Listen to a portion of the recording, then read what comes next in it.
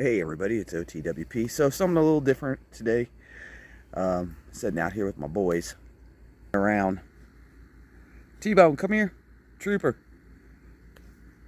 So I just thought I'd bring it up. Like, have you ever really just like kicked back and thought, like what really got me into all this prepping stuff anyway? Like, was it that you were scared? Was it because of the pandemic? Or have you been prepping for a long time because you've seen things coming?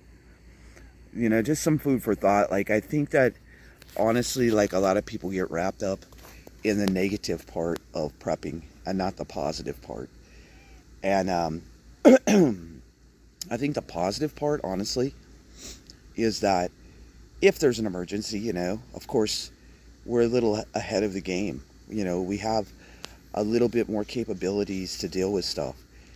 But also, there's a lot of safety issues that come into prepping. People don't think about that part. Like, if there's a hurricane, me and Dragonflies, I think she's been through like 7 or 8 hurricanes. Me, I've only been through one, and I was a little nervous. And it was really strange in Florida. Everybody wanted to have a hurricane party, and I'm like, are y'all insane? I was making preps and putting up wood on the windows at the community building in the campground, and everybody else is in there drinking key lime martinis. I did join in, but anyway, there's a lot of things that happen that can help us because we're prepared for kind of the unexpected things. And I think that, like, if we really get down to prepping in a sensible, down-to-earth manner and learn, like, skills, the skills of gardening, and I don't know if y'all can see it. Yeah, you can see it behind me, the gardening. Prepping firewood, you see it over there, firewood.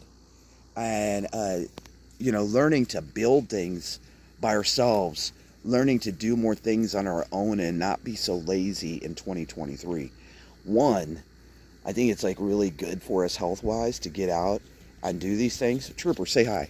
Trooper, come on. Hey, come here. Can you give him a prepping tip? Eat dirt. Trooper says to eat dirt.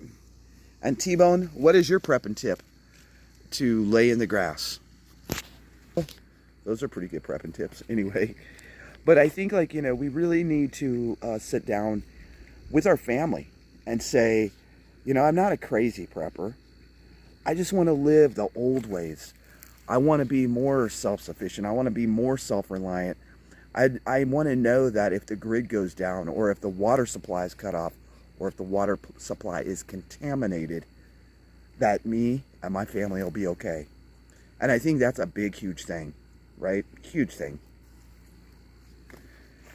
And I think that the more we take those steps, like, we just have this little peace of mind that things will be okay if it does happen. Yeah, we live out here in the forest, and it's freaking stunning. And I never imagined I'd live in the forest, because I'd always lived in the city. I mean, I've lived in Los Angeles, San Diego, Dallas, Denver, traveled to a lot of cities. I loved this city. But then it was like I was always hustling and bustling and working my butt off to not really become self-reliant or self-sufficient. It is harder in the city, honestly, to accomplish what you want to accomplish. You might be in a small environment, like apartment or a condo, or even a house, like the house I had in Denver, but I had no yard, right?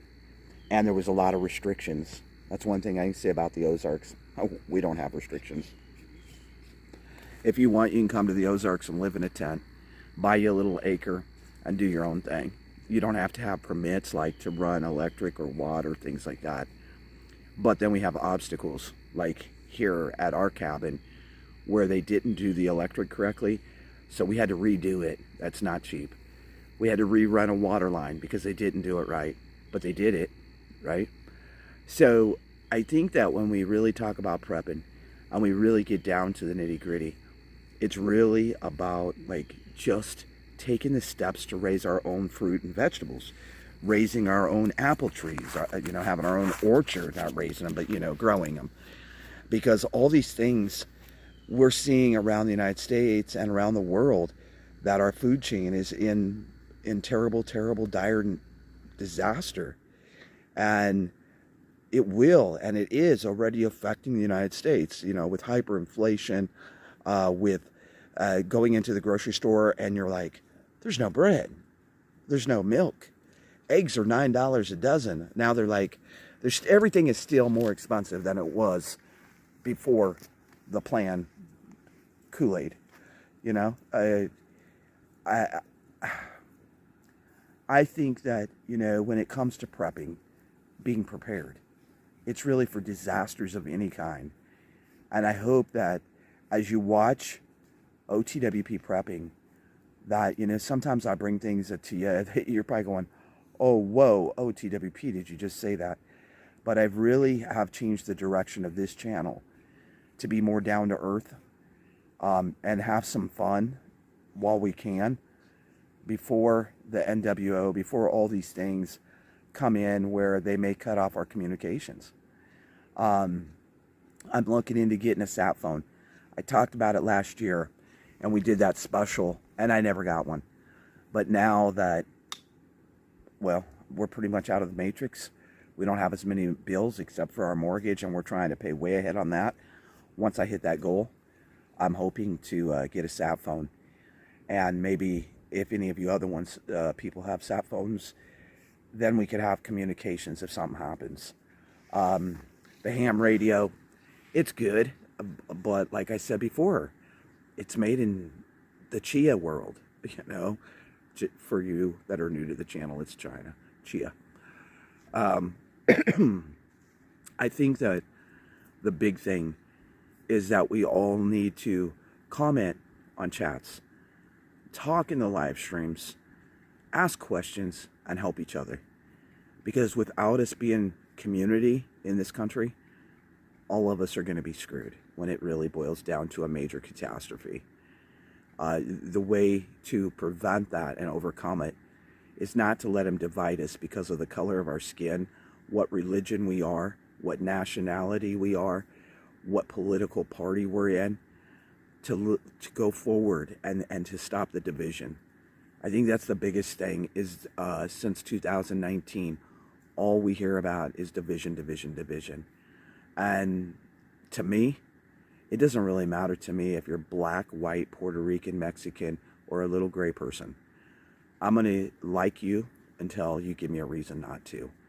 And we need to give people a fair shot and quit being so judgmental, because we don't know what they're going through. It doesn't matter what nationality they are. What matters is good people, and good people need to come together before we can't. This is the new OTWP blog.